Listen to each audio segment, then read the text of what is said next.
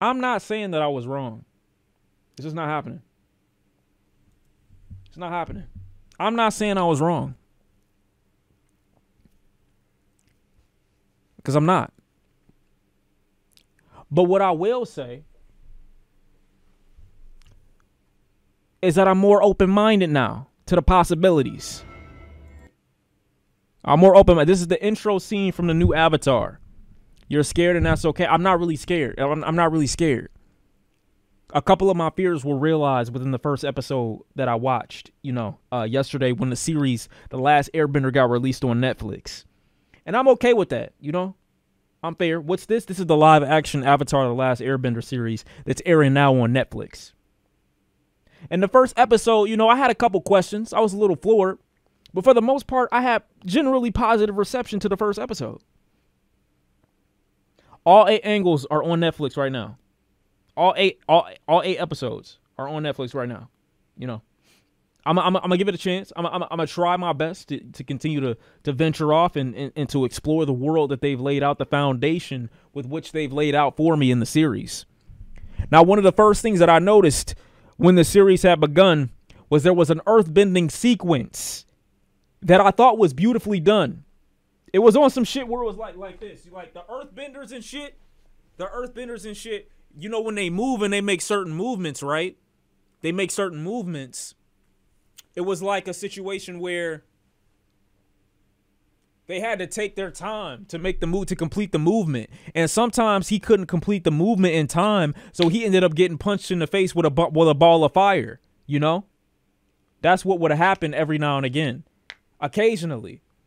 So like he would try to and then the rocks would come up after he had did the movement to move the shit, and then he would get hit. That's like kind of what I would expect, because earthbenders be taking mad long to make their movements, and sometimes the rocks be lagging. That's what I've noticed. You know what I'm saying? I can't fully reenact it. I want to, but I wouldn't, because I just don't want to fully immerse myself. I don't want to put that type of energy out here, make niggas feel uncomfortable. Y'all already got confidence issues and shit like that. I don't want to make it worse for you, so I don't want to be a great earthbender at the same time as well. But yeah, opening sequence I thought was good. They also burnt the nigga to a crisp. They did. They burnt the nigga to a crisp in the opening scenes. And it's some shit you wouldn't have saw in the show. You would have never saw them animate somebody getting burnt to a crisp in the show. Fire in the original Avatar, The Last Airbender series, basically looks like it does no damage. I'm not spoiling, but I'm spoiling just a little bit, just to give you a synopsis of things that they do better in the live action versus things that they do better in the animated version. Saying, if I was a firebender, you're getting cooked, old man. Not true. So fire is just so much more devastating. Let's see your dancing dragon, Sean. Pause. Fire is so much more devastating in the live action than it is in the animated version. Like, somebody got hit with a fireball when they were invading the air temple, and his whole chest opened up. Like they scorched one nigga. The first nigga that they, invaded, and they went to talk to, they scorched him to fucking death. Like, they threw him into a rock, burnt to a crisp. We never saw him again. He was done. He was finished. Gyatso, oh my fucking God. I didn't know Sozin came to him personally. Had me feeling bad. It did. Gyatso looked like, the bottom of an oven that ain't been cleaned in like a year. I'm gonna just say that right now. I didn't know it was gonna be that bad. Sean, let us watch it first. Okay, you're right. I'm gonna let you watch it. But I'm just letting you know, there are things like the brutality. I see potential, you know what I'm saying, with the fight scenes. I'm a little hazy on a couple little special effects, but for the most part, it's consistent. It's good. You know what I'm saying? OG Avatar in the beginning wasn't that great on fight choreography, in my personal opinion. You feel me? So look forward to that.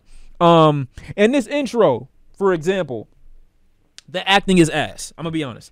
Aang as an actor, I think, is great. Like, cosmetically, he's the right size.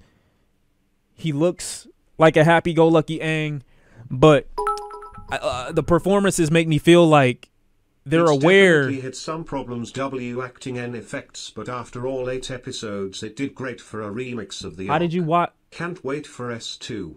How did you watch the whole series? It's been out for less than 24 hours. What's wrong with you? I'm on episode 1, but so far, the acting makes it feel like you feel like I feel like the acting makes me feel like the actors are aware that there's a camera there. The acting is lifeless to me. And so it feels like you're watching the Ember Island players off that one episode, that filler episode from Avatar. It feels like you watching them live action more than you are the OG Aang, Sokka, Katara, OG cast members and shit like that, you know? And that's okay, I guess, you know, hopefully it'll get better over time, but that's what I'm feeling like for right now. But it's got a lot good going for it. The environments look way better in the series. Like the Air Temple, for example, is way more immersive than in the show. The Air Temple on the animated version looks dingy as fuck in comparison. The fucking the Air Temple in the show, in the live action, that should look like a new civilization. Areas everywhere. You can go here, you can go here. Is the CGI good? It's adequate. It's good enough. It's good enough. How much they paid you for this? I'm just giving you my first experience. I was up at 3 last night, not to watch Avatar, but I noticed it came on and it was on Netflix, and I'm like, oh shit, let me pop this on. Let me just see the first episode, see what they cooking. See what they cooking. And to me, there are some good that the animated version didn't capture, it being a kid's show. And him not being able to fully, you know what I'm saying, come to grips with some of the brutalities that you would be able to, you know, look at if you really took bending to its fullest. So I like that they did that. But outside of that, you know, it was a decent first episode. This is the only thing that I hated. Like 100%, I hated this. And I don't know if they're going to keep it for the remainder of the series. I don't know. But I absolutely hated this part. This is the intro. Like, you know how Katara be in the beginning explaining, you know, 4 nations, water, air, birth, you know.